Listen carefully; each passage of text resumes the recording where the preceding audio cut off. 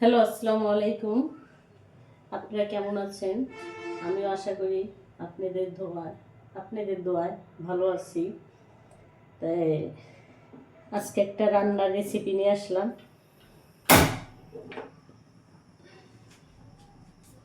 এখানে হলো লাউ, ছোট সাইজের ইলিশ মাছ দিয়ে লাউ দিয়ে কিভাবে রান্না করব দেখাই। হয়ে গেছে, সয়াবিন তেল এখানে ঢাইলা দিলাম পরিমাণ মতন। পেঁয়াজ কুচি আর মরিচ, কাঁচা মরিচ একসাথে দিয়ে দিলাম।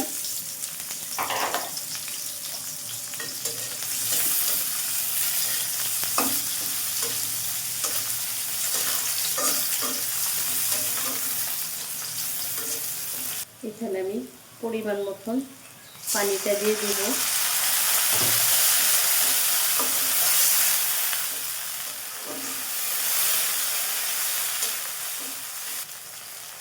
পরিমাণ মতন লবণ দিয়ে দিলাম।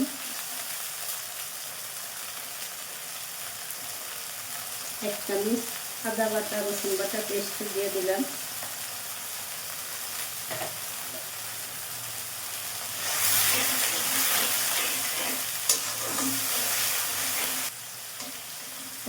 এখানে হলুদের গুঁড়া এক চামচ অ্যাড করে দিলাম।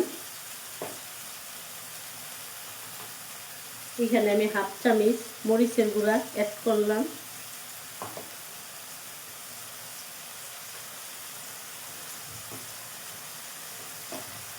এখানে আমি জিরাও ধনিয়ার গুঁড়া এখানে অ্যাড করে দিলাম। এখন ভালো করে মশলাটা কষাই নিই।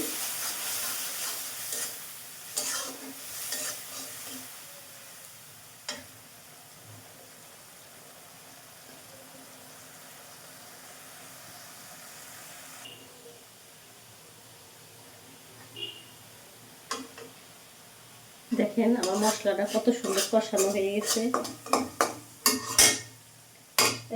এখানে এখন আমি পানি আর কিছুটা অ্যাড করলাম।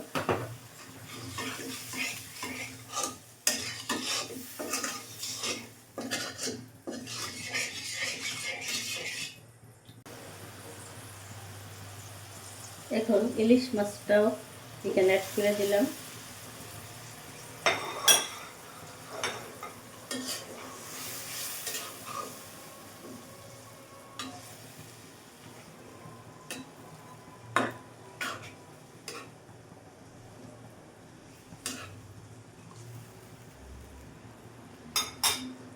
একটু ঢেকে দিই।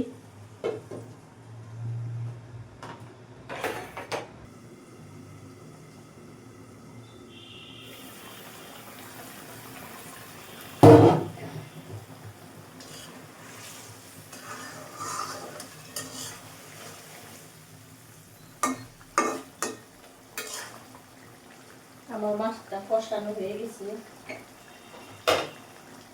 মাছটা ছোট হলে কি অনেক ঘ্রাণ, খেতেও ভালো লাগে, যে অনেক ঘ্রাণ মাছটা।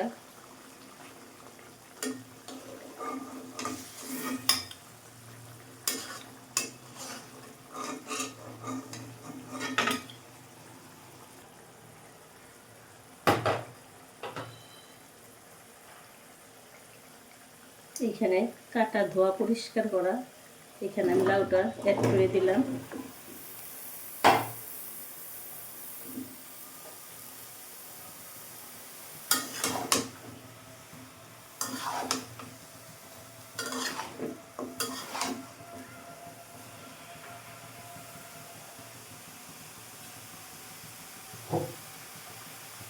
একটু ঢাইকা দেই।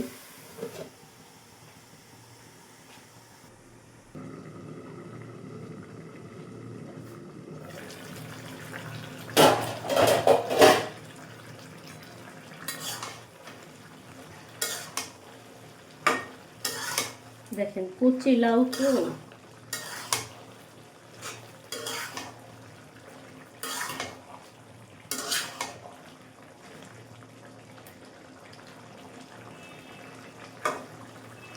দেখেন আমার লাউটা কষানো হয়ে গেছে। আমি এখন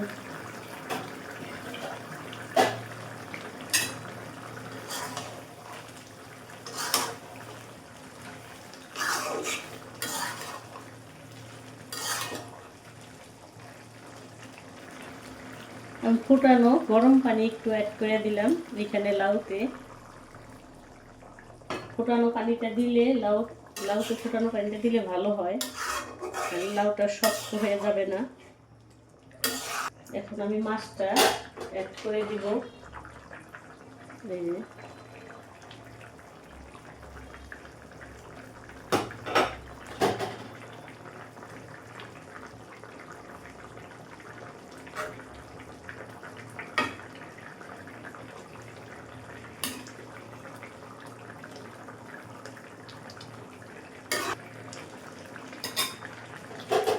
আমি একটু ঢাইকা দিই, হইতে থাকুক, আপনারা সাথে থাকেন, দেখেন আন্টি কিভাবে রান্না করি।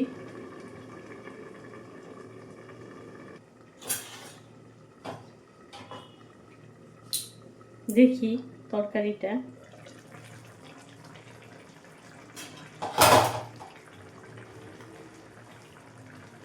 এইখানে আমি একটু টমেটো অ্যাড করে দিলাম।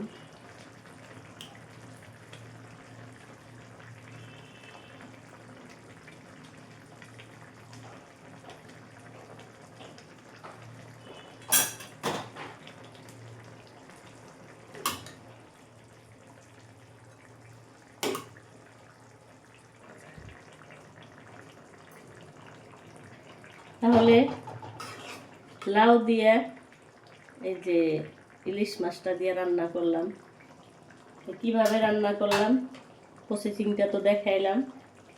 লাউটা আসলে অনেক কচি, একবার স্মুথ মুলাম হয়ে গেছে লাউটা। মাহিন আনছে তো প্রথম, মাহিন অনেক খুশি হয়েছে লাউটা, তাই না? এখন ধনিয়া পাতাটা এখানে অ্যাড করে দিব।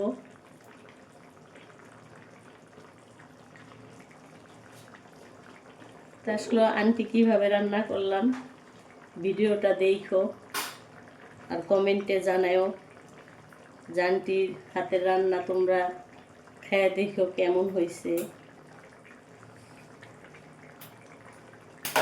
কি আর বলবো, এইখানে বিদায় নিচ্ছি। তোমাদের জন্য দোয়া ও শুভকামনা রইল। আসসালামু আলাইকুম, আল্লাহ হাফেজ।